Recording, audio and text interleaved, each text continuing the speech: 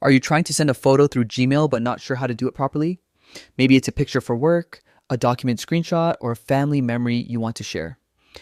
Whatever it is, this quick guide will show you exactly how to send photos on Gmail step by step, super easy, even if you're a beginner.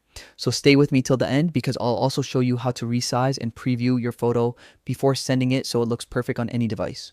Let's get started. First, open Gmail on your computer or laptop. Once you're inside your inbox, go to the upper left corner and click on Compose. This opens a new email draft. Before attaching your photo, it's important to add a few details. In the to box, type the email address of the person you want to send the photo to. Then add a subject like photo attached or something related to your message. You can also write a short message in the body like, "Hi, here is the photo you requested." Now it's time to insert your photo. Below the subject line, you'll see a row of icons.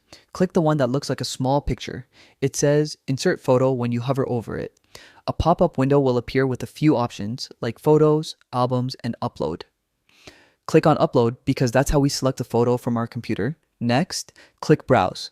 This will open your file manager where you can locate the photo you want to send. Once you find it, double-click on it or press Open. Gmail will upload the image and place it directly into your email draft. That's it. The photo is now attached. But before you send it, here's a pro tip.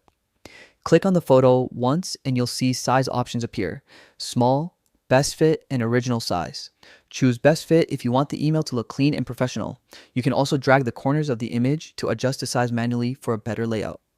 When everything looks good, double check your recipient, subject, and message. Then click send. Gmail will instantly send your email with the attached photo. And that's how simple it is to send photos using Gmail.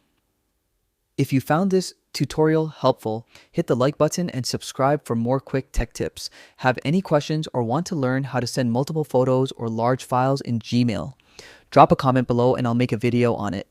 Thanks for watching and see you in the next one.